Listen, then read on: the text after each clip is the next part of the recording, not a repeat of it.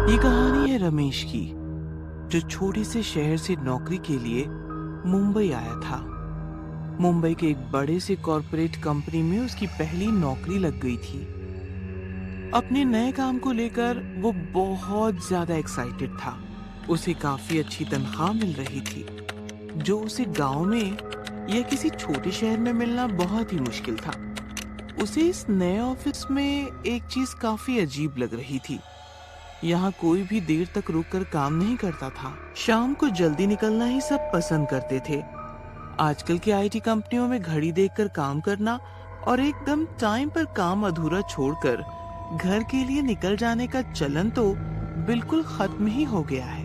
पर यहाँ काम का काफी प्रेशर होने के बावजूद भी कोई देर तक रुकता नहीं था। नाइट शिफ्ट भी वहाँ पे नहीं होती थी। इतना ही नहीं, वहाँ का चौकीदार भी रात को नहीं रुकता था। एक दिन इसके बारे में रमेश ने अपने कलीग से पूछा, लेकिन उसके पूछते ही सब दोस्तों के जैसे होश ही उड़ गए। कोई कुछ बोलने को तैयार ही नहीं था, मानो जैसे सबको सांप सूंघ गया हो। उसने बहुत कोशिश की इसका जवाब जानने की। कभी दोस्त हंसी मजाक में उड़ा देते थे तो कभी चुप हो जाते थे। एक दोस्त ने आखिर उससे कहा, अरे यार, तुम ये सवाल कभी किसी से मत पूछना और तुम भी देर रात तक मत रुकना। रमेश के दिल में वो सवाल ऐसे ही दफन हो गया था।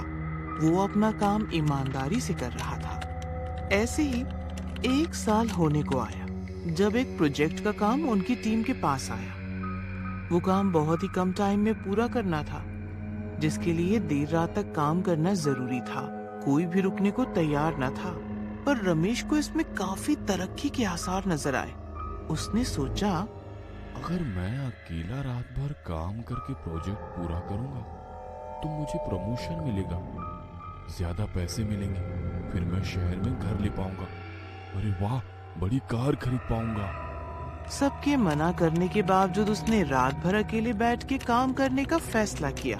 रात को जब सब अपने टाइम पे निकल गए, तब पूरे ऑफिस में रमेश अकेला था। देर रात तक वो काम कर रहा था। उसे नींद आने लगी, इसलिए वो चेहरा धोने वॉशरूम गया।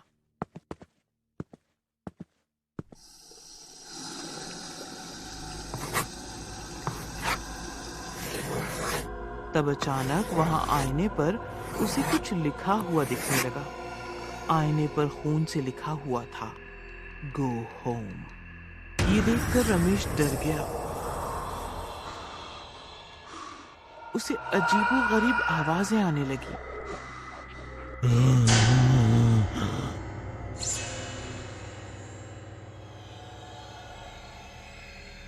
वो डर के मारे अपनी कुर्सी के पास गया। उसे पहले लगा कोई उसके साथ मजाक कर रहा है। जब उसने अपना स्क्रीन देखा तो वो हैरान हो गया था। उसका सारा काम पूरा हो गया था। अरे, बहुत सारा काम तो बाकी था, ये पूरा कैसे हो गया? तभी अचानक स्क्रीन पे मैसेज आया, गो होम। रमेश अब बहुत ही डर गया था। वो ऑफिस से भाग गया। रात भर उसे घर में अकेले डर लग रहा था। ऐसा लग रहा था जैसे कोई उसके साथ है। पर दूसरे दिन उसकी ऑफिस में बहुत तारीफ हुई। उसे बेस्ट एम्प्लॉय का अवार्ड मिला और प्रमोशन भी। फिर क्या था, रमेश बार बार देर रात तक रुककर काम करने लगा। घर पे वैसे भी कोई काम नहीं था। रात भर ऑफिस में रुककर वो पूरा काम करने लगा। असल में वो नहीं, बल्कि कोई और उसका काम करके उसे भगा देता था। 2 से 3 बार ऐसे होने पर कंपनी ने ये ऐलान किया कि जल्द ही रात भर ऑफिस खुला रहेगा। इस बात से रमेश घबरा गया। अरे, अगर ऑफिस फिर से शुरू हुआ तो मेरा काम कैसे होता है वो सबको पता चल जाएगा। मेरा काम होगा भी या नहीं। परेशान होकर वो रात को ऑफिस में ही रुक गया, अकेला। तभी अचानक लाइट चली गई।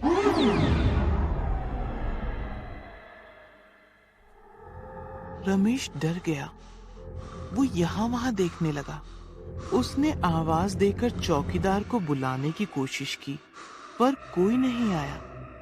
अचानक उसे सामने के कांच में किसी के हाथ दिखाई दिए।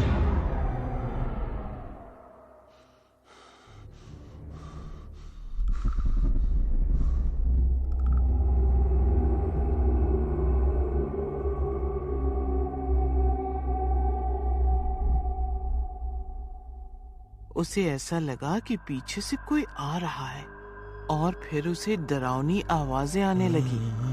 तुम्हें घर जाने को कहा था, क्यों रुके रात भर? कौन है? अगर ये ऑफिस में किसी ने रात को रुकने की कोशिश की तो खबरदार। मुझे समझ नहीं आ रहा है कुछ। कौन है? अचानक से बिजली कड़की और उसके सामने एक डरावनी आत्मा आ गई। उसका चेहरा खून से लथपथ था, मानो मुंह से खून निकल रहा हो। उसका साया पास आने लगा। कौन हो तुम? मैं तुम्हारे ही जैसा एक एम्प्लॉय था, जो ज्यादा पैसे की लालच में दिन रात यहाँ काम करता था। जैसे काम करता गया, प्रेशर बढ़ता गया। घर बार, माँ बाप, पत्नी, बच्चे सबको छोड़कर यहीं पे रह के रात भर काम किया। पर एक दिन प्रेशर के मारे रात को ऑफिस में अकेले काम करते करते हार्ट अटैक आ जाता है और वो वहीं गिरकर मर जाता है। जब सुबह मेरे कलीग्स आए तो उन्होंने मुझे देखा। फिर ऑफिस ने अपने आप को बचाने के लिए पुलिस की मदद से कोर्ट में ये साबित किया कि मैं ऑफिस के बाहर रास्ते में मर गया। पर मैं यहीं मरा था। यहीं इसी ऑफिस में मेरी आत्मा आज भी भटक रही है। फिर मैं किसी और को यहाँ रात को रुकने नहीं देता। रात को यहाँ सिर्फ मैं ही रुकता हूँ। अगर फिर से तुम या कोई रात को यहाँ दिखा तो तुम्हारी भी आत्माएं मैं अपने साथ यहीं पे कैद करके रखूंगा। बस उस रात के बाद रमेश कभी बिन वजह रात को देर तक ऑफिस में नहीं रुका। जो देर रात को रुकने लगे उसके साथ अजीबोगरीब हादसे होते थे। फिर से ऑफिस टाइम टू टाइम चलने लगा और जो भी रात को रुकने की कोशिश करता उसके साथ बचाओ, बचाओ, बचाओ।